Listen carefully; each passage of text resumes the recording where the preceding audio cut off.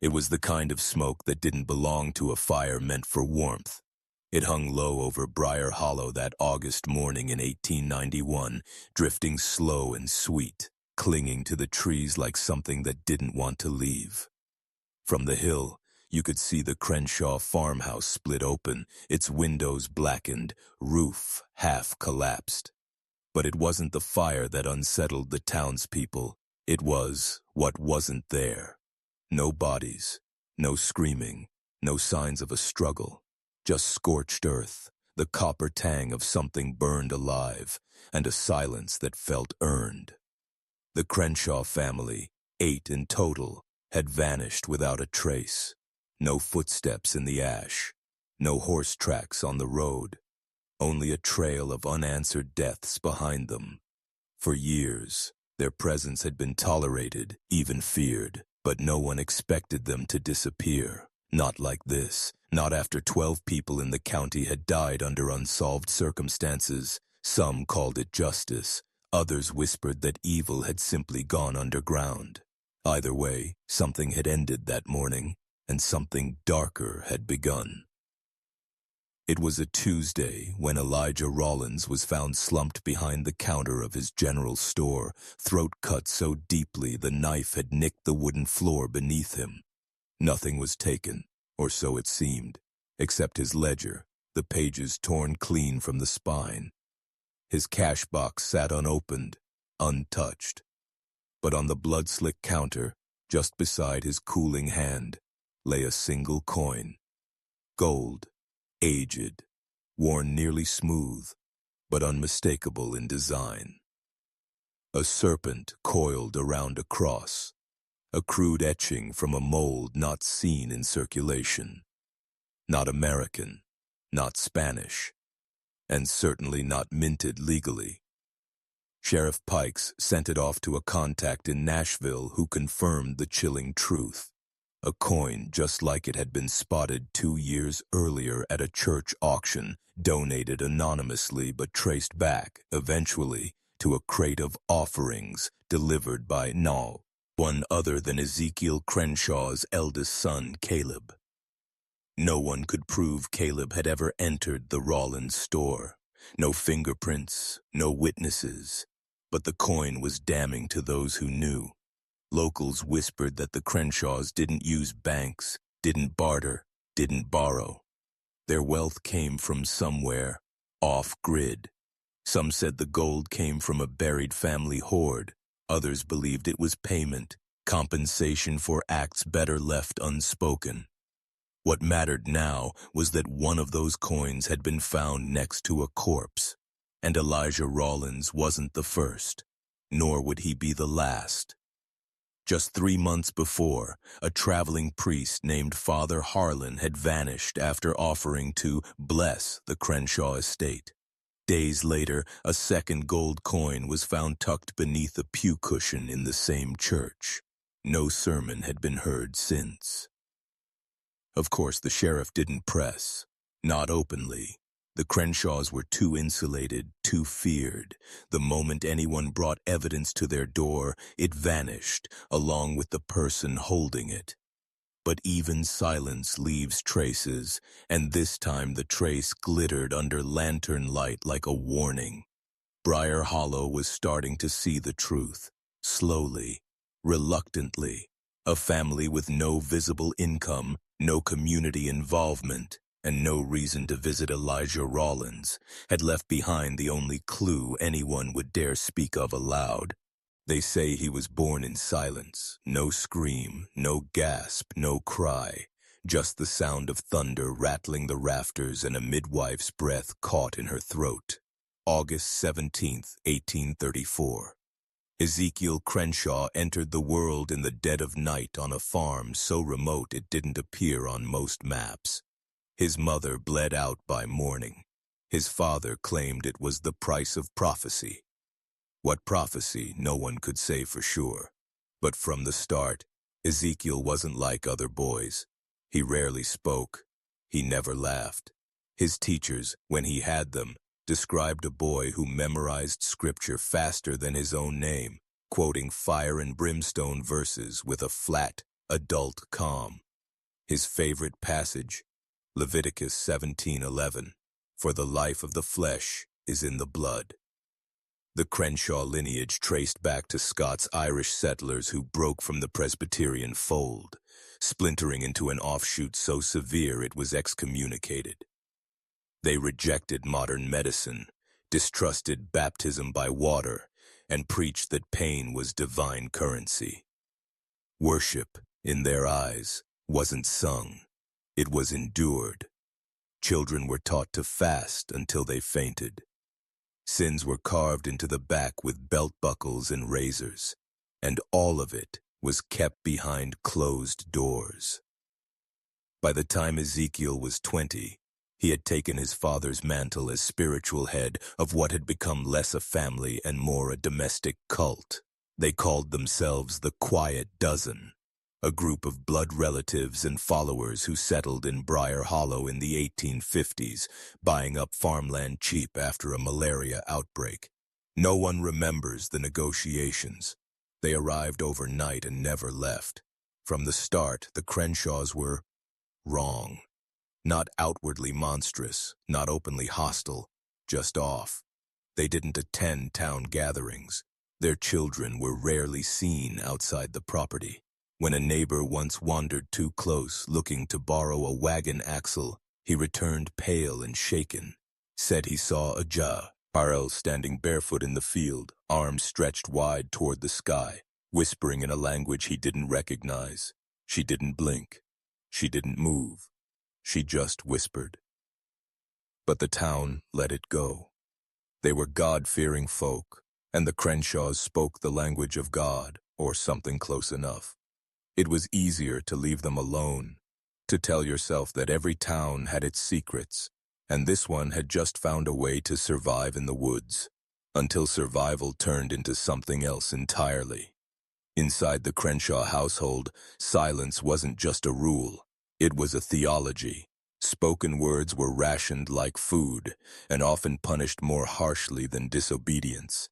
Ezekiel Crenshaw taught his children that the devil moved fastest through tongues. "The snake hissed before it struck," he wrote in a burned corner of a surviving journal, "and so too shall sin slither through speech." There were no letters sent, no diaries kept, no school assignments turned in. Words, unless spoken in scripture, were forbidden. Communication was done through hand signals, glances, and ritual, methods that seemed almost rehearsed, unnervingly precise. Even their laughter, if ever heard, had a hollow, off-key quality. Miss Lottie Myers, the last school teacher to work in Briar Hollow before the school closed in 1882, described the Crenshaw children with a shiver she couldn't hide. "They answered every question right, but like they'd memorized it from stone," she said. "Obedient like soldiers, but with blank eyes, like no one was home. Strangers were a mortal threat in the Crenshaw worldview. Children were taught that outsiders carried the rot, and speaking to them would open the door to possession. Punishments were swift and symbolic. A child caught whispering with a neighbor boy once returned to class with a stitched shut mouth, done not with thread, but with barbed twine, knotted at the corners. Lottie quit a week later. The boy never returned. What's chilling isn't just the extremity of the doctrine, but how well it worked. No Crenshaw child ever ran away. No one ever confessed. Generations raised under fear and scripture, obedience and dread, produced a family that existed like shadows on the edge of town, seen but never known. And the silence served a purpose. Without confession, without written evidence, without casual conversations, nothing ever stuck. Suspicion died in the air before it could become accusation. Even the sheriff once remarked, "You can't investigate ghosts." And the Crenshaws, in their silence, had become just that, untouchable. But silence doesn't erase guilt. It delays it. It lets it fester in the dark, feeding on itself. And by the time the town realized what they'd enabled, It wasn't whispers behind closed doors anymore. It was missing people. It was graves. Her name was Clara Dobson, 9 years old, red hair always braided in a single thick plait down her back, and a fondness for picking violets in the early mornings before her chores. On July 3rd, 1879, she left her family's farmhouse at dawn and never returned. No scream, no struggle, just a soft trail of flattened grass near the fence line that separated the Dobsons' land from the Crenshaws. Her ribbon, blue silk with a tiny frayed edge, was also missing, though her mother swore it had been tied in her hair that morning.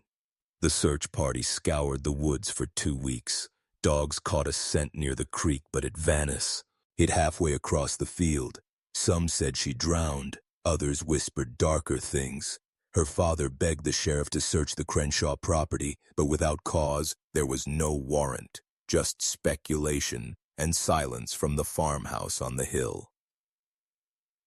3 months later, a traveling preacher named Abram Bell arrived in Briar Hollow. A wiry man with loud faith and a gift for stirring up guilt, he claimed he could sense spiritual decay. Locals pointed him toward the Crenshaw place, half joking. He took them seriously. That Sunday, he marched to the farm alone, Bible in one hand, crucifix in the other. He never made it back, but something of his did. The next morning, his horse returned to town riderless, lathered in sweat, with claw marks on its flank. Rumors flew. Some claimed to hear screams echoing through the hills that night. Others said the Crenshaws were seen burning something behind the barn. The sheriff knocked on their door the following afternoon. No answer. But as he circled the property, he paused at a broken window. Inside, hanging from a nail above a row of tools, was a small blue ribbon. He didn't go in. Not then. And he didn't mention it in his report. But years later, on his deathbed, Sheriff Pikes confessed, "I saw her ribbon in that barn. I just couldn't prove the rest." Clara was never found. Her name etched into a tombstone with no body, a ghost before she ever got a chance to grow up. And in Briar Hollow, she became the first, but not the last, child to vanish. Everyone in Briar Hollow had a story, a glimpse, a rumor, a sound in the woods after dusk. But stories weren't evidence, and fear makes for excellent silence. The Crenshaws paid their taxes early, donated lumber to the chapel, occasionally gifted sacks of flour and salt to families struggling through winter. It wasn't kindness, it was strategy, and it worked. As long as their front porch stayed swept and no one screamed loud enough to echo, the town chose not to look too closely. Sheriff Pikes received donations from the family twice a year, always in envelopes wrapped in wax paper and tied with twine. He claimed it was for land use compliance, though no one ever saw a record of it. When pressed, he'd raise an eyebrow and say, "You really want to file a grievance against folks who bury their own dead?" Miss Lottie, the teacher, once tried to report the bruises she saw on the youngest Crenshaw girl. Her complaint was lost in a clerical shuffle. By spring, her school was shut down for budgetary reasons. She left town a week later. No one asked her why. The Crenshaws weren't just feared, they were mythologized. Some saw them as holy zealots, God's hammer on a wicked town. Others saw them as cursed, untouchable, the flesh-bound embodiment of Old Testament wrath. Either way, no one challenged them. One elder at the church put it plainly, "You don't go knocking on God's door, lest you're ready to be struck down." Even when people disappeared, it was explained away. A drunk wandered off. A farmhand ran north. A child probably got taken by wolves. No one wanted to entertain the alternative, that something monstrous was growing within their own borders, something fed by silence, protected by routine. To speak against the Crenshaws was to invite scrutiny, and scrutiny had a price in Briar Hollow. Livestock went missing, houses caught fire, sons fell ill without warning. A message was always the same: quiet down, or be made quiet. So the town looked away, turned their heads, folded their hands in prayer, and pretended they couldn't smell the blood in the wind. The year 1887 carved itself into Briar Hollow's memory like a scar that wouldn't close. 12 disappearances in 12 months. Men, women, children vanished without trace or pattern. A young mother on her way to market, a pair of twins walking home from school, a retired soldier collecting firewood. None were ever found. No ransom notes, no bodies, no answers. It was a hunter who uncovered the first clue. John Paxton, out tracking deer, veered off trail and followed what he called a stench that didn't belong in the woods. What he found, deep in a gully just beyond the Crenshaw property line, stopped him cold. A pit, roughly 10 feet wide, loosely covered with pine branches and dirt. He poked it with his rifle. The ground gave way. Beneath, a tangle of limbs, bone-white, picked clean, some small enough to belong to children. No clothing, no markers, just bones, piled like trash. Paxton ran straight to the sheriff. Sheriff Pikes, grim-faced but composed, gathered a few deputies and followed him back. By lantern light they began to dig. 12 bodies, maybe more, in varying states of decomposition. And just as they began to record what they'd found, they were ordered to stop. By dawn, the pit was filled again, this time by anonymous hands. When Paxton returned the next morning, it was gone. A fresh mound of charred earth, still smoking. Everything burned. No official report was ever filed. Sheriff Pikes claimed Paxton exaggerated the scene and blamed it on buried livestock. But people talk. Deputies whispered. One quit the force and left town altogether, reportedly mumbling about eyes in the forest and shadows that whisper names. The pit, locals say, still smells of ash when the wind shifts just right. What's most disturbing isn't that the town forgot, it's that it remembered and still did nothing. No memorials were made, no names were etched. The 12 became numbers, and the numbers faded into rumor. Paxton eventually drank himself to death, waking in cold sweats, insisting the bones he'd seen were stacked like they'd been arranged for something. In Briar Hollow, silence buried the dead long before the dirt ever did. Margaret Locke was not the kind of woman people expected trouble from. 52, widowed early, and known for her spotless porch and sharper tongue, she kept mostly to herself until the missing started adding up. What began as idle curiosity turned to quiet obsession. She started keeping a journal, names, dates, last sightings. By spring of 1888, her ledger held 12 entries, 12 names, 12 disappearances, and one name scribbled in the margins, over and over, Crenshaw. She never brought her suspicions to the sheriff. She knew better. Margaret had lived in Briar Hollow long enough to understand that justice had blind spots and that the Crenshaws somehow always stood just outside the line of sight. But she did watch, and she did right. Every time she heard strange sounds at night, every time someone vanished, she took note. Then came the entry that changed everything. October 11th, 1888. Saw Caleb Crenshaw in the woods at dusk, dragging something, long, wrapped in canvas. Looked like a child, no struggle, no sound, just dirt trailing behind. She never confronted anyone, never even told her neighbors. But she did something bolder. She hid her journal inside a hollow floorboard and made 3 copies.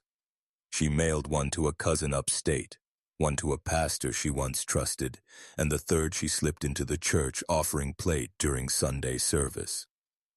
3 weeks later, Margaret's home was broken into. Nothing was stolen, at least nothing of value. But the floorboard had been pried open. Her original ledger was gone. She packed her things that same night, told no one. She boarded a train at dawn and disappeared from Briar Hollow forever. No forwarding address, no goodbyes. Only a note tacked to her front door. This town has no shame and less soul. Don't look for me. Her house burned down 2 weeks later. Arson was suspected but never proven. Of the 3 copies she made, only one ever surfaced, decades later, buried in the church's crawlspace behind the foundation stones. Mold-eaten, warped, but still legible. On its final page, a warning scrawled in shaking ink. They don't kill for need. They kill to stay clean, and the ground can't hold all the rot. In a town drowning in silence, Margaret Locke had tried to be a voice. For that, she vanished too, but her words would remain, fossilized in ash and ink, like a whisper trapped in stone. The knock came at 12:03 a.m. Not the tentative rapping of a traveler in need, but the slow, deliberate rhythm of someone who already knew what waited inside. Margaret Locke had been expecting something, though maybe not so soon. She had packed a small case 2 nights earlier, sensing the air had shifted. Her curtains stayed closed, her door stayed locked, but dread has a way of finding the cracks. She didn't answer the door. She didn't need to. Whoever stood outside didn't call her name. They just knocked 3 times. Then silence, then footsteps circling the house. Boards creaked beneath a weight too measured to be panicked. A window shutter rattled, then stillness, until glass broke in the parlor. By the time Margaret made it to the hallway, she saw a figure stepping back through the broken pane, face obscured, hands gloved, something clasped in their arms. The journal, her ledger. They didn't look back. They didn't need to. The message had been sent. She left before sunrise. No carriage, no farewell. Just walked the road until she caught the freight train to Jackson County, cash in hand. From that point on, Margaret Locke vanished. Not a single census entry, obituary, or church record ever confirmed her existence again. It was as if she had never been. 2 weeks later, her home caught fire. The neighbors claimed the blaze started from a fallen lantern, but no one could explain the strange scent in the air, burnt paper and boiled vinegar. No one filed an arson report. No one offered to help rebuild. The charred remains were bulldozed and left empty, the ground refusing to grow anything for years. Even weeds stayed away. Some say Margaret died in that fire. Others believe she lived under a different name, quietly feeding pieces of her truth to the outside world. But in Briar Hollow, her story became cautionary. A woman who asked too many questions. A woman who looked too closely. And the Crenshaws? They never mentioned her name, not once, as if she had only ever been a dream. But those who knew her saw it differently. She hadn't dreamed them, she'd seen them. And for that, her voice was stolen, like so many others before her. It started with a whisper, as most ghost stories do. Children claimed they saw a woman at their windows, pale, silent, unmoving, always at night. Always watching. She never knocked, never spoke, just hovered behind the glass like frost forming from the inside out. The first to speak was Elsie Granger, age 7. She told her mother she'd seen a lady with no eyes and white fingers outside her bedroom, her hair long and wet like she'd just come from the river. Her mother scolded her for fibbing. But then little Henry Ward described the same woman, same hair, same stillness, same eyeless sockets reflecting the moonlight like 2 shallow bowls. At first, parents blamed nightmares or the fever that had passed through the county that spring, but the stories persisted, and then came the drawing. Mason Yule, 9 years old, sketched her in charcoal during Sunday school while the other children colored psalms. No one noticed until the teacher gathered their pages. Mason's was wrong, not childish, not innocent. The figure was tall, gaunt, draped in folds of fabric that trailed into the dark. No pupils, no irises, just two cavernous blanks where eyes should have been, and something etched onto her collar, a crooked M. A week later, the local reverend, curious and disturbed, compared the sketch to an old photograph he kept in the chapel's archives, a photo of Mary Crenshaw, Ezekiel's wife, taken in 1861. She had died, supposedly, in childbirth that same year, but the resemblance was unmistakable. The same hair, the same tilt of the head, even the same brooch clasped at the neck. The Reverend locked the photo away and stopped hosting night services. No adult ever reported seeing the woman firsthand, but the children kept talking. They claimed she only appeared when the wind shifted or when the frogs went silent near the creek bed. Some said she smiled, others swore she wept blood. A few even whispered she opened her mouth but never made a sound. What disturbed the town most wasn't her appearance. It was her timing.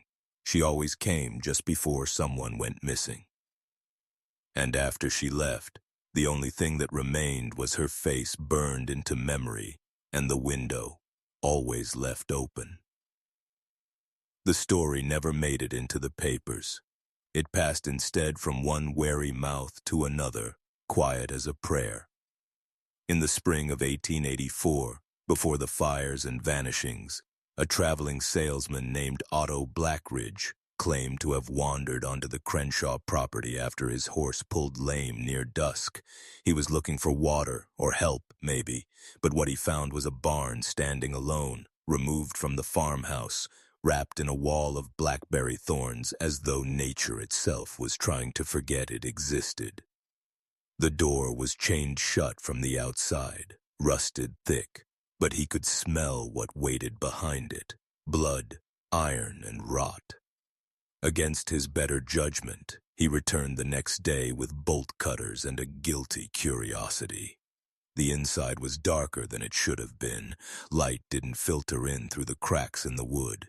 There were no animals in the stalls, just bones arranged with eerie precision. Goat, deer, something smaller, all picked clean, all stacked with deliberate care. In the center of the barn was a circle drawn in dried blood, scabbed into the floorboards, overlaid with chalk symbols that looked older than the English tongue. He saw more. In the rafters hung chains meant for livestock, but no longer used for that. A child's shoe, a snapped bit of rope, carvings gouged into the wood beams, names, initials, dates, many crossed out, some recent, others so old they seemed fossilized. And above all of it, painted in a smear of ash and animal fat, a phrase that Otto said chilled him colder than any wind. Only the firstborn watches. He told no one officially. Who would believe him? A man who trespassed onto a private farm and claimed to find evidence of what? Ritual? Murder? Madness? Still, he left Tennessee that week and never returned. Years later, in a letter to his cousin unearthed after his death, he recounted the tale. The paper trembled with ink blotches, as if his hands shook even while writing. He ended with a warning. I saw something in that barn. Not a man. Not quite. Just eyes. Watching from behind the slats. The kind of eyes that remember your face after you forget theirs. That barn was torn down after the fire. its remains buried under layers of soil. Nothing was ever built there again. And yet the animals in Briar Hollow still refused to go near it. It was never written down, never spoken aloud, but everyone in Briar Hollow knew it existed, an arrangement, old as the soil, and just as stained. The Crenshaws didn't come into town unless necessary. They kept to their land, their shadows, their silence. And in return, the town didn't ask questions about the screams carried on fog-heavy nights, about the strange smells that wafted from their smokehouse, or the sudden disappearances that always seemed to orbit their property like flies around a carcass. At first, it was superstition, a mutual understanding based on fear more than facts. No one wanted to provoke the Crenshaws. Not after Old Man Beeler's son vanished the night after he vandalized their gate. Not after the school teacher who accused Ezekiel Crenshaw of cruelty was found with her mouth stitched shut by fishing line. No one could prove anything, but no one needed to. The pattern was enough, so the town played dumb, and the Crenshaws kept their distance. Children were warned to avoid the holler. Maps quietly omitted their land, and pastors stopped their sermons when one of the clan walked into the back pew. But silence doesn't stay pure for long.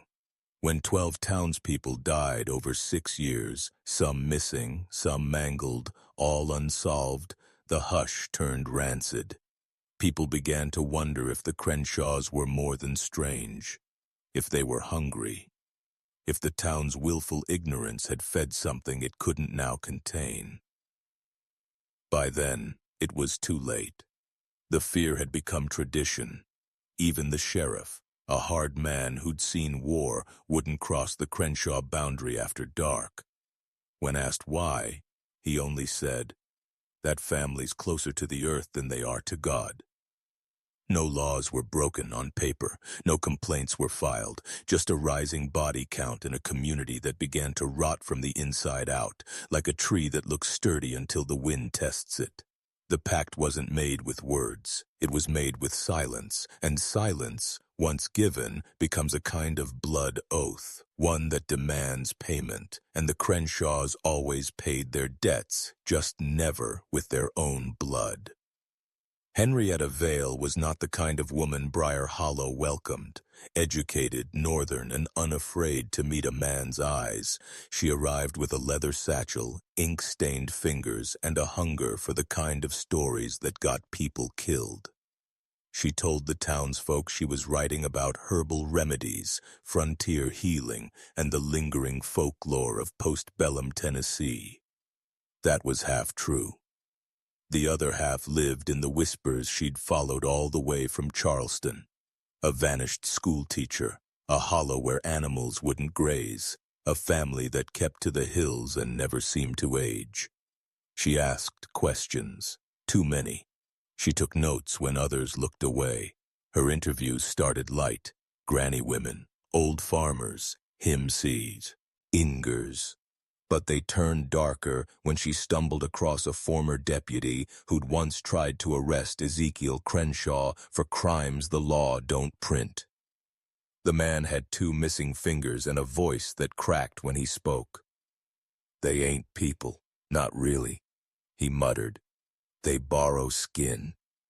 Henrietta's journal, later recovered from the ash heap of her boarding house, told of a night she ventured too close to the Crenshaw property. She described a faint drumming from beneath the earth, lights with no source, a child standing barefoot in a creek at midnight, humming a hymn in reverse. The child had no whites in their eyes. The next day, she tried to leave town. She never made it. Her landlady reported she never returned from her morning walk.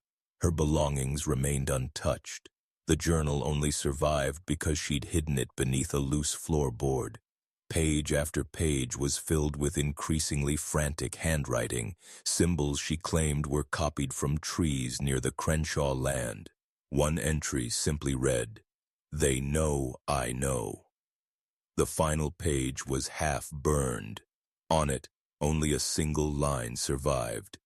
They don't bury their dead, they feed them. There was no investigation. The sheriff declared her likely lost to the woods, as others had been, but no one looked too hard. The town's silence closed around her absence like a mouth swallowing a scream. Henrietta Vale became another name in the long list of those who'd asked too much. And the Crenshaws? They went on as if nothing had happened, as if they hadn't absorbed another secret into the soil. There's a kind of silence that isn't peace, it's pressure. The hollow had always been quiet, but by 1890, even the rustle of wind through leaves seemed to vanish at its edge. Hunters spoke of an unnatural stillness that wrapped around their skin like wet linen. Frogs no longer croaked, insects stayed away.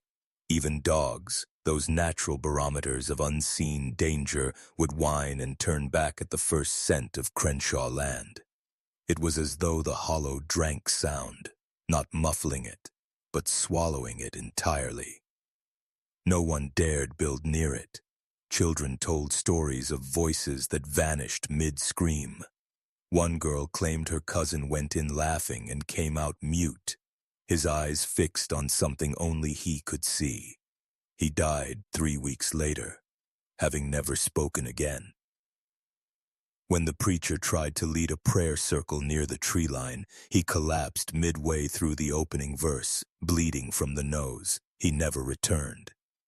It wasn't just fear, it was recognition. The land itself seemed wrong. Trees bent in impossible angles, as if growing away from something beneath the ground. Moss clung to bark like bruises. Sometimes the air grew thick and sweet, like rotting peaches left in the sun. And yet there were no corpses, no bones. Nothing ever decomposed there, because nothing was ever found.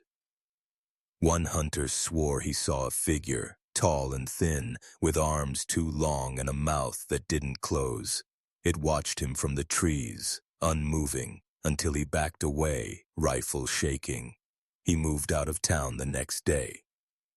What made the hollow terrifying wasn't what it showed you. It was what it refused to let you hear. The sounds that didn't happen, the scream you knew you'd make if something touched your shoulder, and the realization that nothing would carry it. By 1891, maps no longer labeled it Briar Hollow.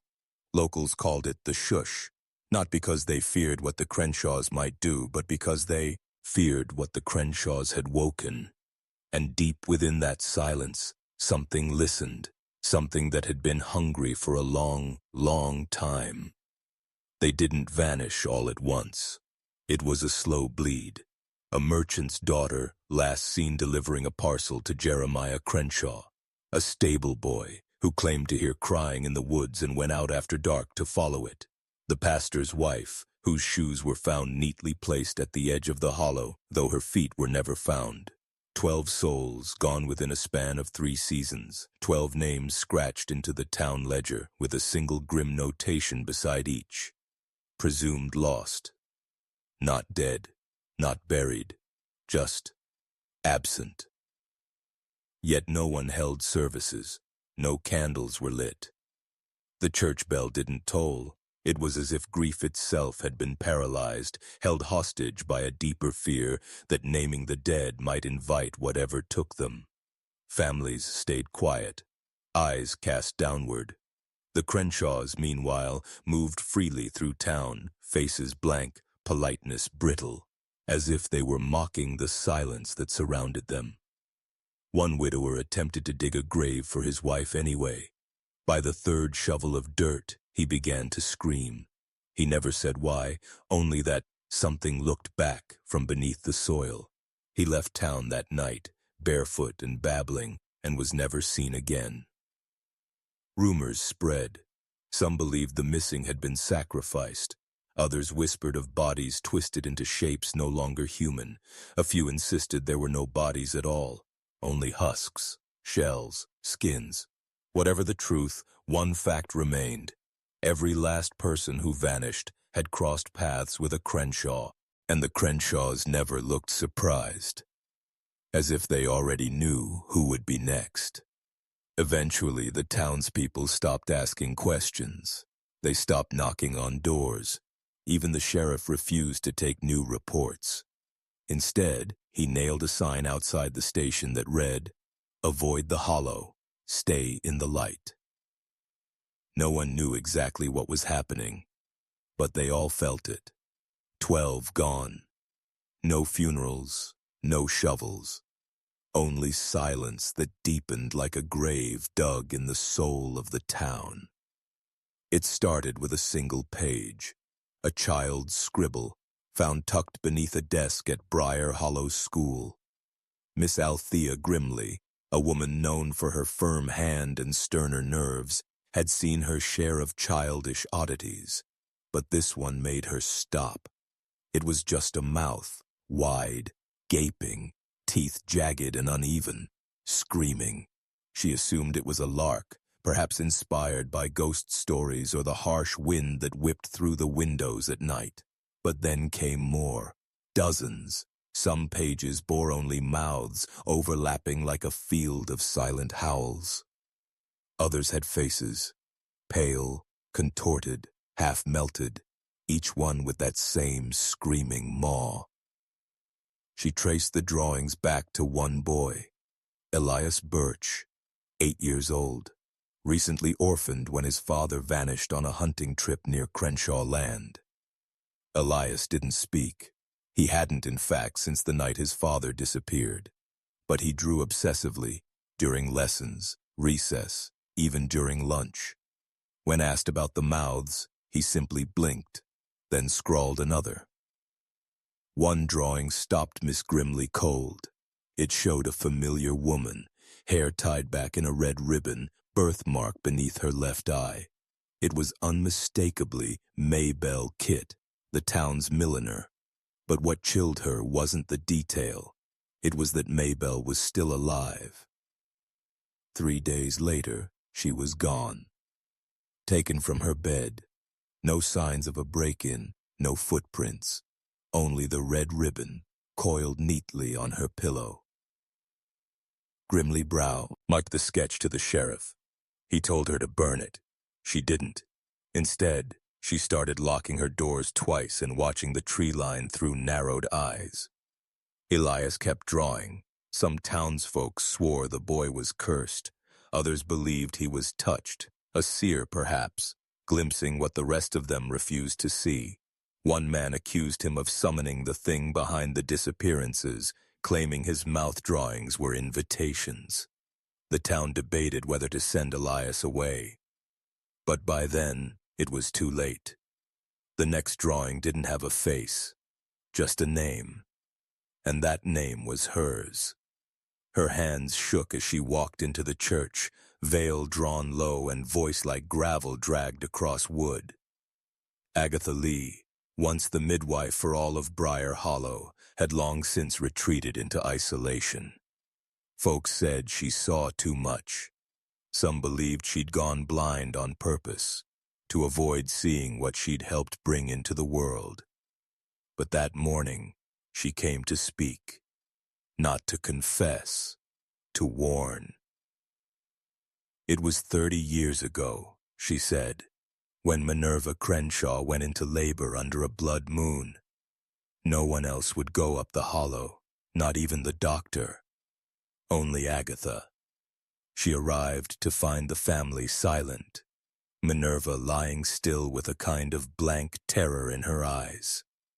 The baby came quickly, too quickly, and when it emerged, Agatha said, it did not cry. It smiled. Its eyes were pale, lips stretched too wide, and its hands tiny, but with fingernails already blackened, as though they'd clawed their way out of something deeper than a womb. Minerva didn't ask to see the child. She simply whispered, "It ain't mine," and turned her face to the wall. The Crenshaws didn't name it. They didn't dress it. They wrapped it in burlap and handed it back to Agatha. She was told to take it away, and so she did. She walked until her legs gave out near the oldest sycamore in the woods, where the roots were wide and the ground had never grown soft grass. She dug with her bare hands, whispering the Lord's Prayer through bloodied fingernails.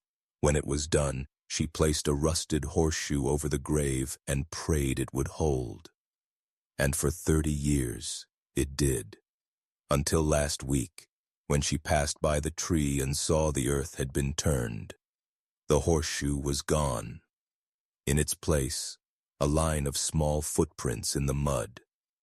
She never told anyone before, but now people were disappearing. The mouths, the drawings, the smoke. It was all connected. "I buried it once," she rasped, voice breaking.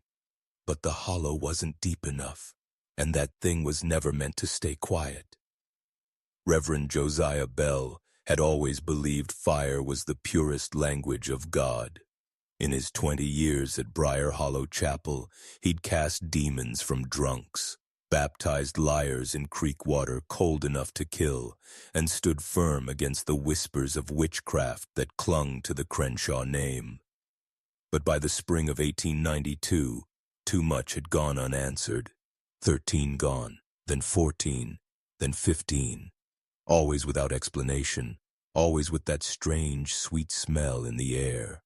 So Reverend Bell decided, if the devil had a foothold, it began in the church ledger with the Crenshaws.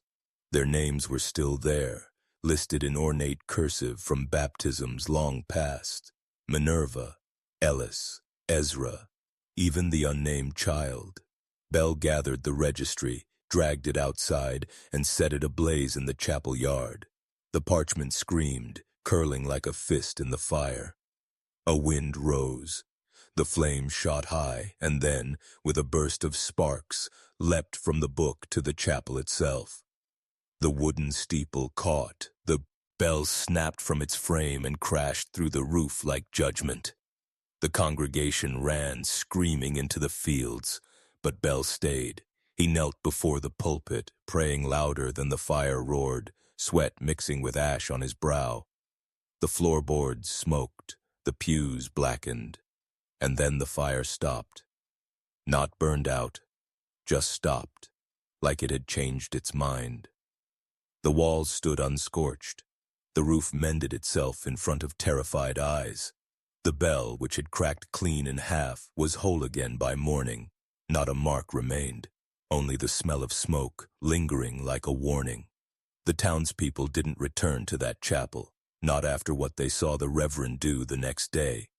He stood in the doorway, his skin blistered and eyes wild, reciting names no one recognized. Over and over, names not in the registry, names that sounded old, older than the hollow itself. Then he laughed and walked barefoot into the woods. They never saw him again.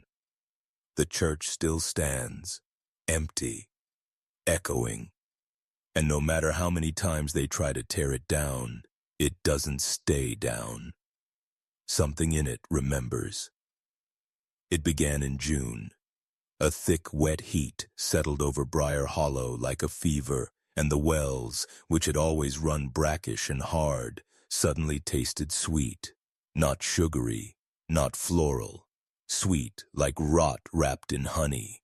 Sweet like something you shouldn't want but couldn't resist. No one could explain it. The springs had never been treated. The pumps were old. But overnight, the change was undeniable. Cool, clean, unnaturally pleasant. At first, it felt like a blessing. The crops came in greener. Livestock gave more milk.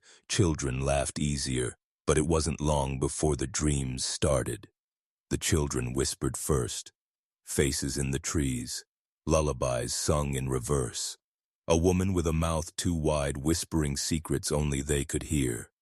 The adults brushed it off as stories until the dreams spread. Full-grown men woke crying, women screamed at shadows. Something had shifted.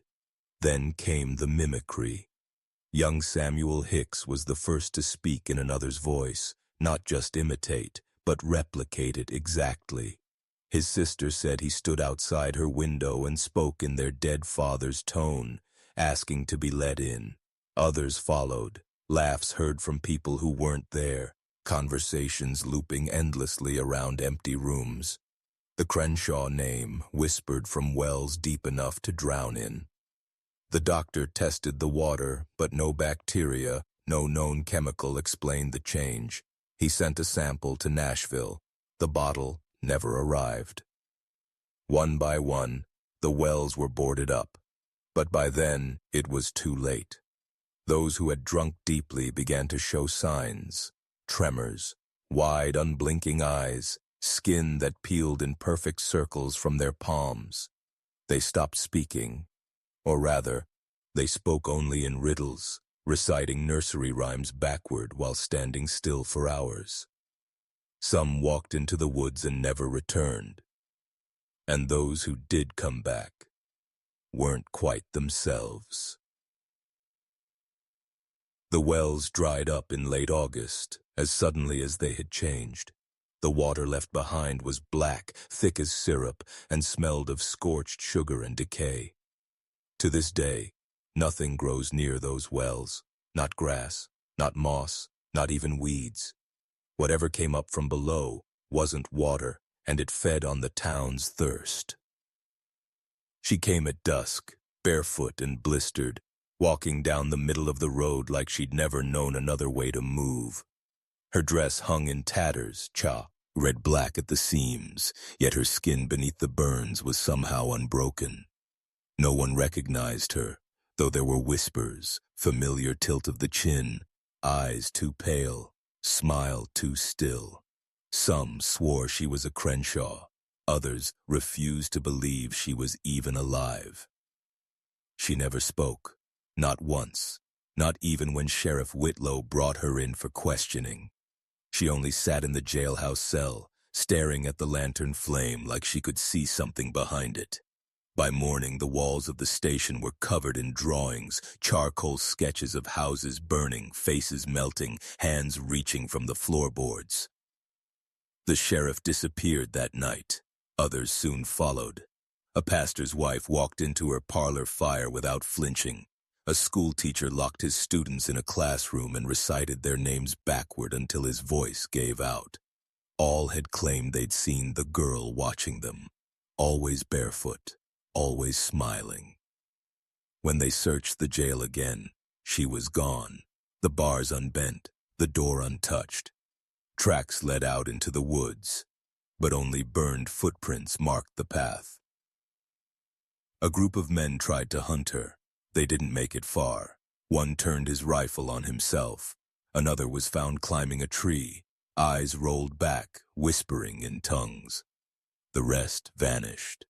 No bodies, no clues, just scorched circles in the underbrush. Some believed she was the youngest Crenshaw never named, rumored to have died in the original fire.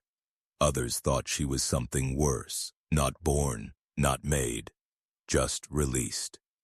And then, just as suddenly as she'd come, she was gone again. But things didn't go back to normal. A widow drowned herself in her kitchen sink.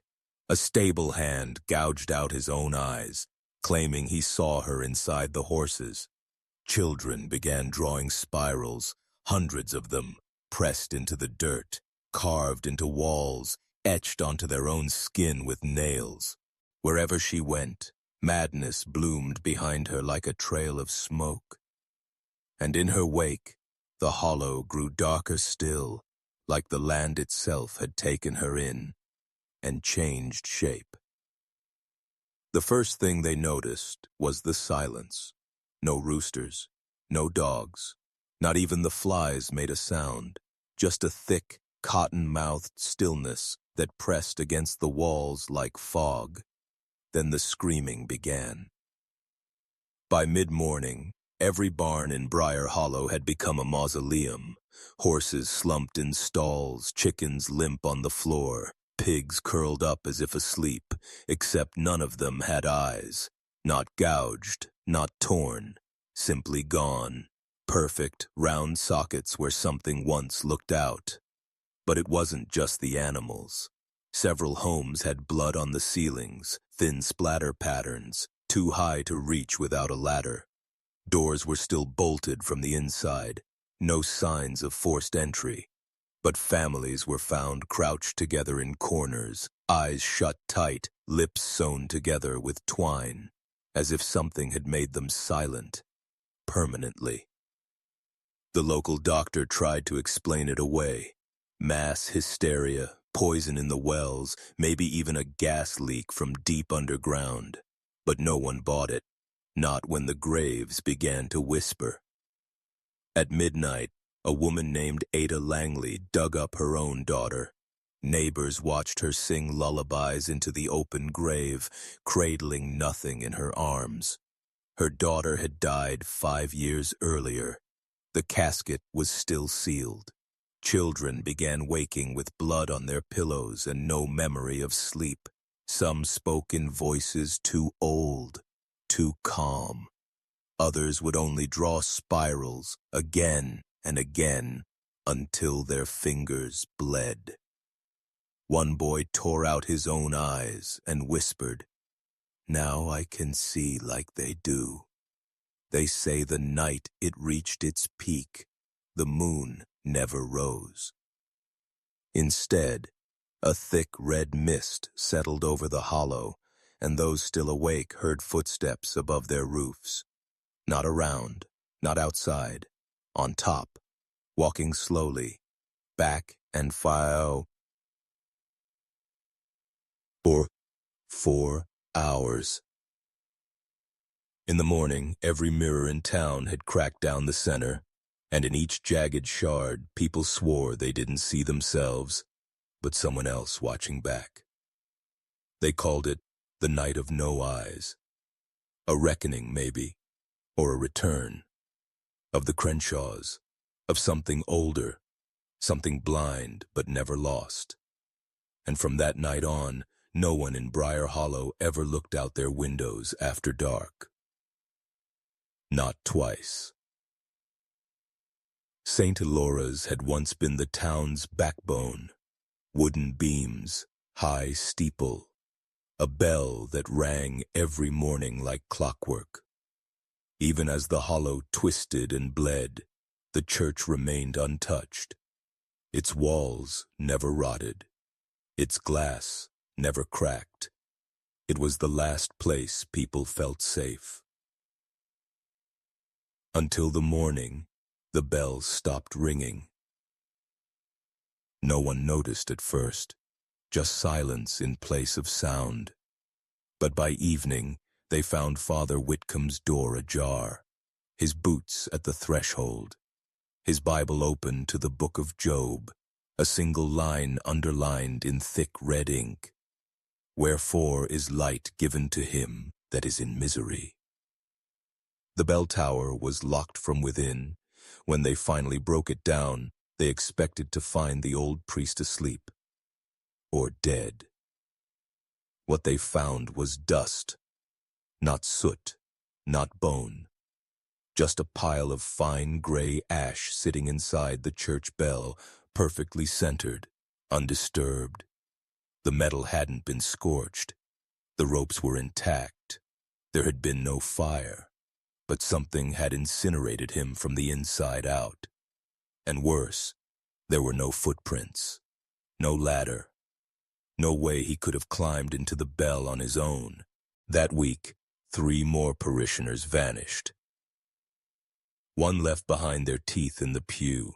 Another's voice was still echoing from the confessional even after the booth was empty. A third had been clutching a crucifix so tightly it melted into their hand. No one rang the bell again. It stayed silent. But sometimes, just before dawn, people said they could hear it hum. Not ring, not toll. Hum, like it was holding something inside. A vibration. A breath. The bishop sent investigators from Nashville.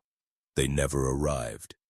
Their carriage was found overturned in the woods, its horses torn open and rearranged into the shape of a cross. The Vatican never replied. Locals began avoiding the church altogether. It stood still, tall and hollow, a beacon of something that no longer felt divine. Pigeons stopped roosting in the steeple, the grass around it died, and then one night the bell rang again. Once, loud, unforgiving, the sound carried for miles, and after that, no one ever entered St. Alora's again. It was a bitter October morning when the children at Briar Hollow's abandoned schoolhouse dared each other to break into the East Wing. The building had been condemned since the fire of '87, but rumor said the Crenshaw twins had once attended classes there before the killings, before the vanishing. Curiosity outweighed fear. Behind the crumbling plaster of the blackboard wall, they found a cavity. Inside, a single, folded sheet of parchment, wrapped in oilskin. No title, no date, just familiar outlines. Briar Hollow, the fields, the mill, the church, but no roads, no paths. Just lonely, floating landmarks suspended in space like they were never meant to be connected. It looked meaningless. Until night fell. One boy, Levi, took the map home. Out of boredom or instinct, he held it near a candle. That's when the lines emerged. Not black ink, crimson. Faint at first, then darker, as if bleeding tea. I drew from the other side. The lines formed curves, loops, intersecting spirals, not roads, but veins, arteries, and where they met, pulses of red that soaked the parchment. He traced a finger along one route, following it to the mill. That night, he vanished. The next day, his sister found the map on his bed, but the parchment had changed. Levi's house had been added to it, and from it, a new crimson line extended. The children, now terrified, tried to destroy the map, burn it, drown it, tear it. Nothing worked. The fire wouldn't catch. Water beaded off the parchment, and every time they folded it, the new lines multiplied. One girl claimed the map whispered at night. Another said she saw her name appear near the graveyard, but in reverse, like it was being written from the other side. The schoolhouse was sealed the next day. The map was locked in a trunk by the mayor himself and buried under the floorboards of Town Hall. But just before he died, that same mayor confessed something else. That the Crenshaws weren't the first. That the map had existed long before the Hollow was ever founded. That it showed something not of land, but of hunger. Not a guide, a feeding pattern. And Briar Hollow had always been part of it. The Crenshaw home remains. Through flood, frost, and fire, its walls have never blistered, its paint never chipped. Ivy creeps up one side, but never overtakes it. Locals say the house rejects ruin, as if it's waiting for something or someone. Its doors hang slightly ajar, always unlocked. The mail slot still clatters at night, even though no letters come. Sometimes, if you stand close enough, you'll hear footsteps, too light to be adult, too slow to be a child. No one goes inside anymore, except one. In 1992, a drifter named Josiah Renner claimed to have spent a night in the house. He'd heard the legends, he said, but didn't believe them. He went in just before dusk. When he came out, he was 30 pounds lighter, his beard turned white, and his right hand permanently clenched, nails driven into the flesh. What he described was not a house, but a labyrinth. He swore the rooms rearranged behind him, that he'd entered a kitchen but exited into a nursery, that the portraits blinked, that clocks ran backward. He heard his mother's voice, dead 10 years, whispering from behind the lath and plaster, and in one hallway he saw himself walk past, wearing different clothes, mouth stitched shut. Time, he said, didn't pass. It collapsed. He was only inside for one night, but when he left, 3 weeks had passed in the town. They institutionalized him, of course. He died months later, wrote nothing, except a single sentence carved into the sole of his foot. The house remembers what we forget. That year, surveyors tried to demolish the property. The crane's engine exploded, twice. When they brought in manual crews, 2 men went in and never came out. Their ropes snapped, their radios shorted, their boot prints led in, but never out. The blueprints for the house were requested from county archives. They don't exist. The house had never been officially constructed, no permits, no records, and when the town tried to redraw its map, the house's location wouldn't align. It shifted, always slightly off, like it couldn't be fixed to one place. And still, the windows shine like someone is inside, watching, remembering, waiting. There were no trials, no bodies, no confessions, only smoke, silence, and the names of 12 victims etched into a stone that no one visits anymore. The Crenshaws vanished without trace or footprint. The killings stopped, but the unease didn't. Time passed, and Briar Hollow tried to move forward. New families came, streets were renamed, but the ground never really settled. Dogs still won't step near the Crenshaw house, mail still arrives without addresses, children still wake screaming with names they were never taught. The story faded, as all sinister things eventually do, into folklore, into shadow. But some say the story didn't end. It just moved underground. Those who listen closely claim they hear something beneath the soil, a humming, low and steady, like breath through old pipes. Others swear the hollow is a wound that never closed, that it wasn't just the Crenshaws who disappeared, but part of the town itself. Like the map with no roads, like the house that reshapes its insides, Briar Hollow refuses to be pinned down. It resists truth, rejects resolution. Maybe that's why no one can quite agree what happened. Maybe that's why, even now, some families pack up and leave overnight, without a word, without a trace. And maybe that's why, when the wind moves just right, it carries more than leaves. It carries names, and laughter, and sometimes, just sometimes, the sound of a baby crying. But there are no babies in Briar Hollow anymore. Not since the Crenshaws. Not since the night the blood ran cold and the hollow swallowed them whole. And maybe that's the cruelest thing about a story like this. It doesn't want to be told. It wants to be remembered.